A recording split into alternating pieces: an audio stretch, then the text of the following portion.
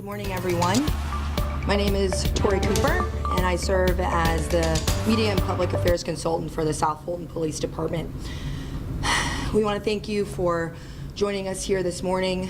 It's unfortunate that it's under these circumstances following the passing of Elio Garcia, our beloved lieutenant.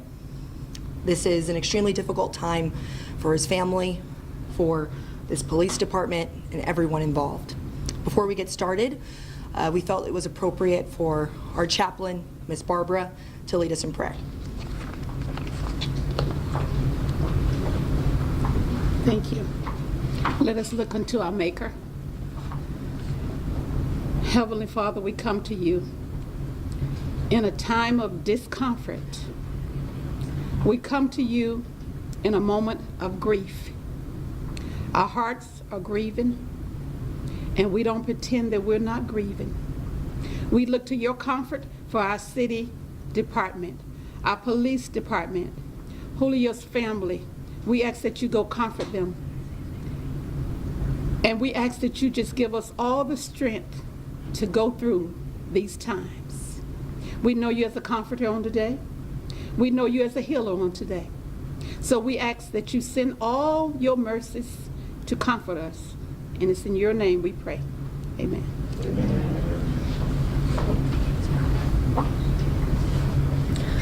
I'd like to recognize and thank our city leaders who have been a tremendous support system for all of us and this department and Lieutenant Garcia's family. Many of them have personal relationships with Lieutenant Garcia.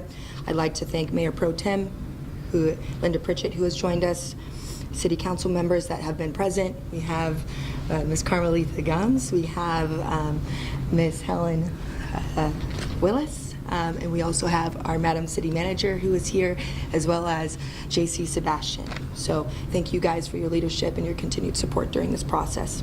We'd also like to thank Chief Meadows for leading us through this difficult time as a police department. His leadership has been very comforting for everyone involved. So we decided to bring you guys here to provide an update on where we're at in this investigation, to bring you up to speed on what we know and what we're still working to gather. So on Tuesday night around 11 p.m., Lieutenant Garcia was working gray night patrol on Flat Shoals Road when another vehicle veered into his lane, crossing over the double lanes, striking his vehicle head on. At that time, Lieutenant Garcia was rushed to the hospital, where unfortunately he succumbed to his injuries. At that point in time, our officers and Chief Meadows notified his family members and stayed long through the night with them, at least till the next day, to make sure that they had the support that they needed. The other driver, 31-year-old Centauria McLean, is currently in critical condition. We are keeping a very close eye on how she's doing because it is a minute-by-minute update, and it is very critical at this time. As far as that part of the investigation, we have turned that over to the Georgia State Patrol. We will be limited in what we can say, but I'll let you direct those questions to Chief Meadows in just a few moments, and you guys can ask more specifics. Now, we do just want to make sure that you guys take this moment as journalists to put yourself in the shoes of the family members. Some of the friends of the family are here. This is a very fast-moving process for them. They're processing as you all are during your coverage of this, and we just ask that you put yourself in their shoes as you decide on which questions to ask. I'm going to bring up Chief Meadows in a moment, who's going to provide some more details on the life service and impact of Lieutenant Garcia. Good morning. I wanted to start off by thanking each of you.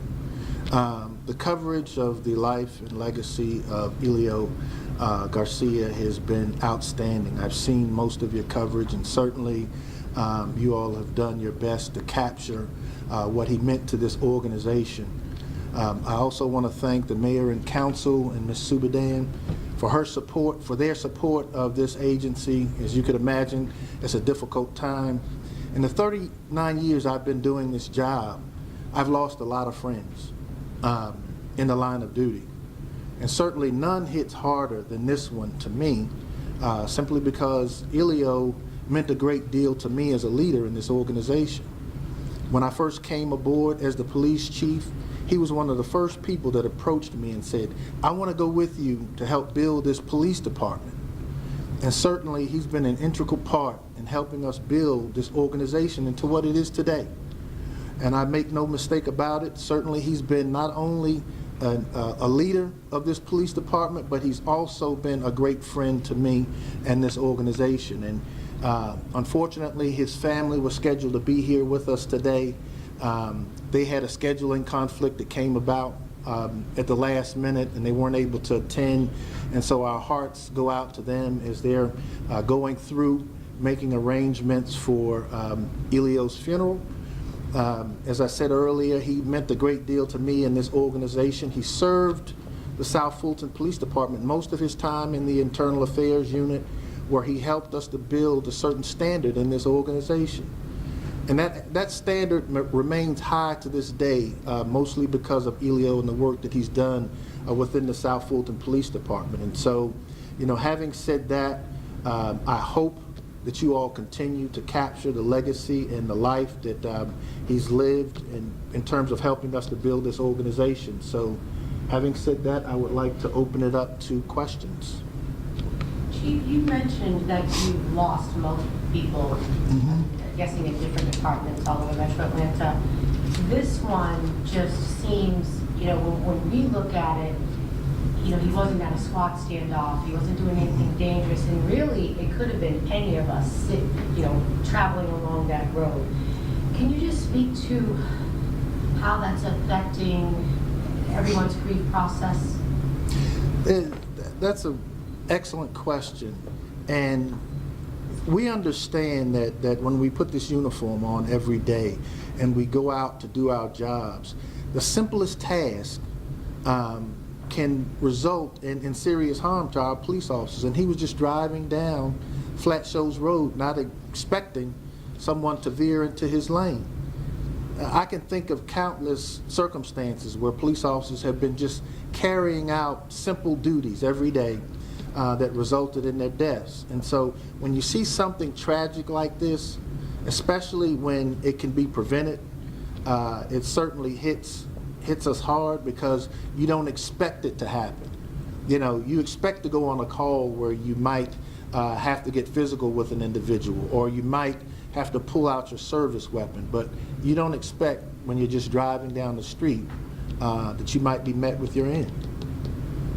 Can we talk a little bit about the bond between South Fulton and with the officers? It's not a huge department, it's not a major, huge city, but talk about the bond and the relationships you have with the officers and the officers have with each other. So I got into policing back in the 80s, and I had the privilege of being trained by some people that were around from the 60s. And the one thing that I learned during that time is that when you have an organization where you're met with adversity, when you're met with adverse circumstances, it's important for you to build a culture of family.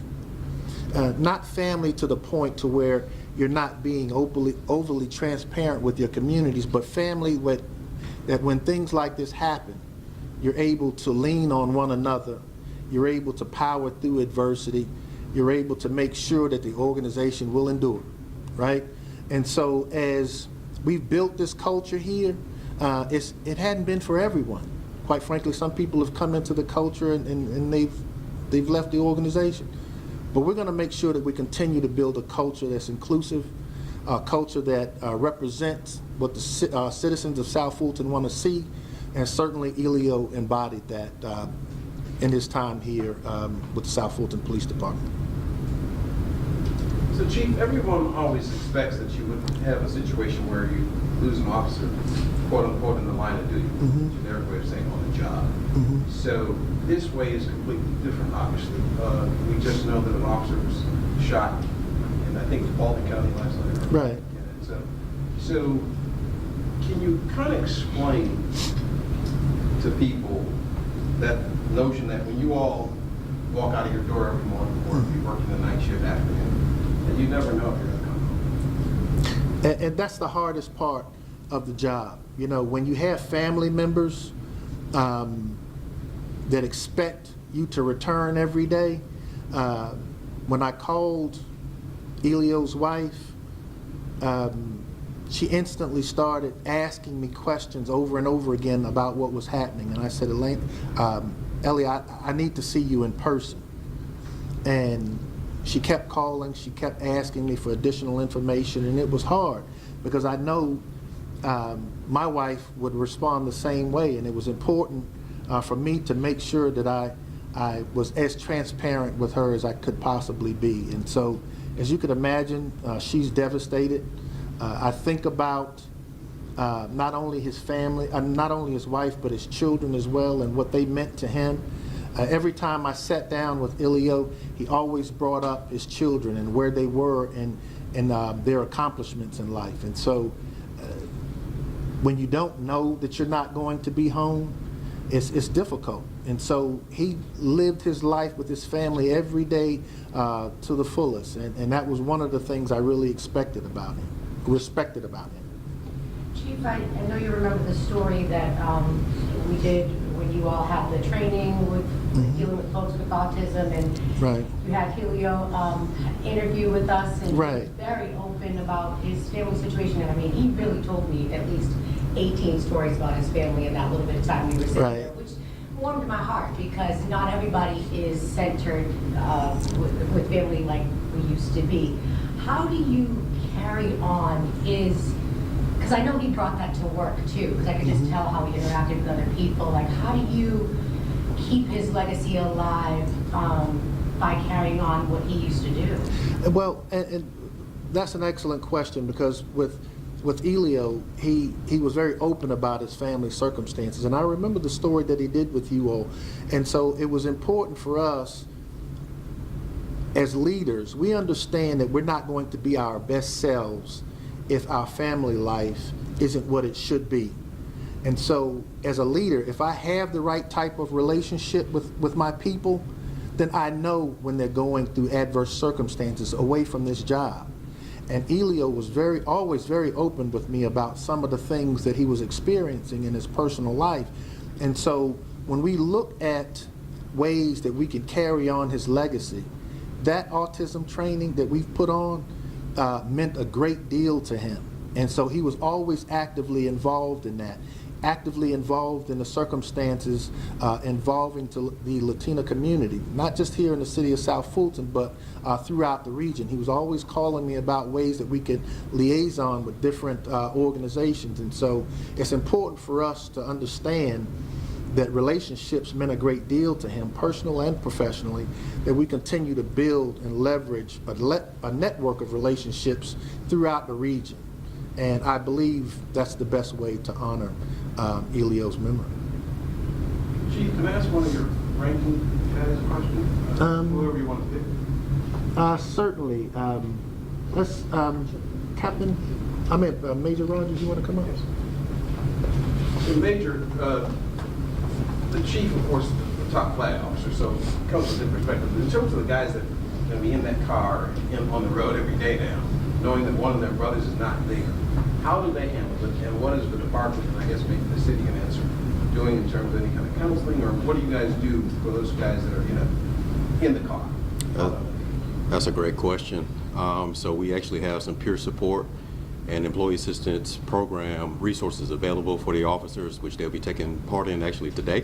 Once we get done with the press conference, we have that group of officers who were working great nights that night to come in, speak to the available resources that we made available to get that help, that if they continue to need resources, they can get that help available. They are scheduled to come back to work this weekend. However, we provided them with paid administrative leave off to continue to be able to decompress and not have to worry about coming back to the shift after this tragic loss. And we'll continue to provide them the resources that they need to get through this. How did it hit you personally? I've known Helio almost my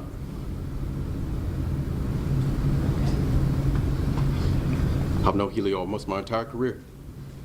We worked together, criminal investigations, internal affairs, and then when I was promoted to major, when I went back to field operations, the chief asked me, who did I want? I said, I want Helio. We brought him to Great Knights, and he did a phenomenal job. That's all he talked about was his shift.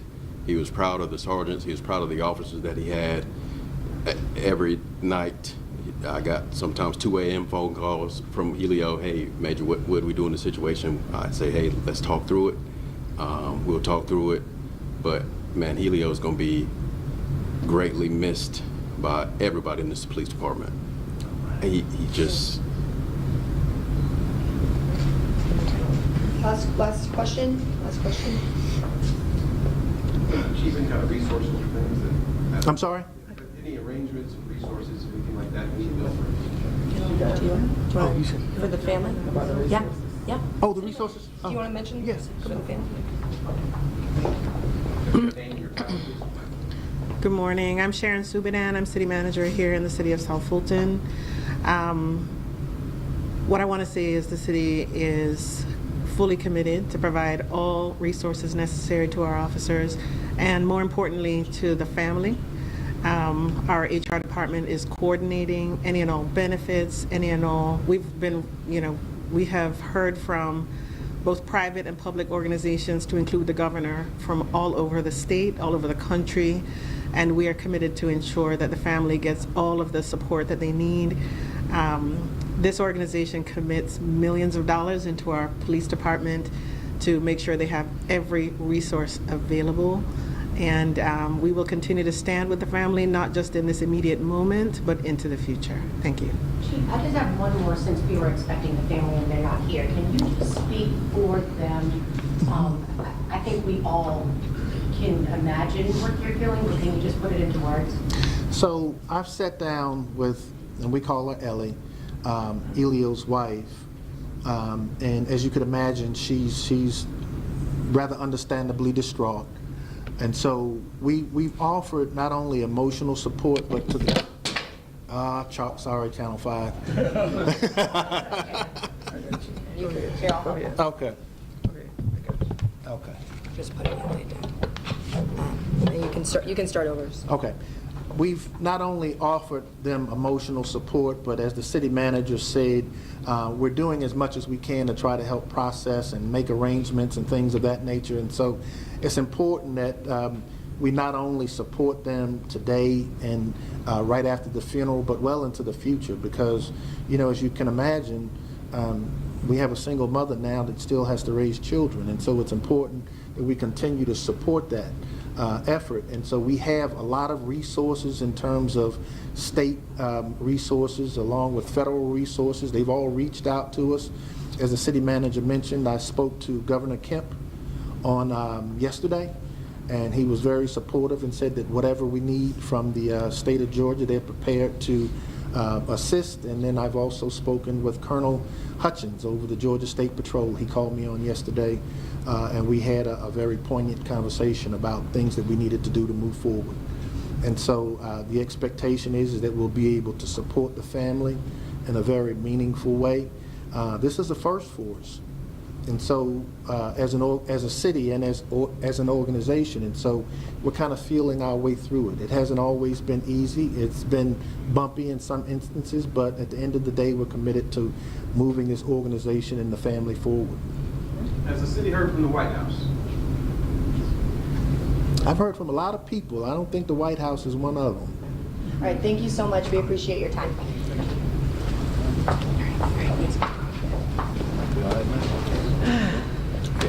Time.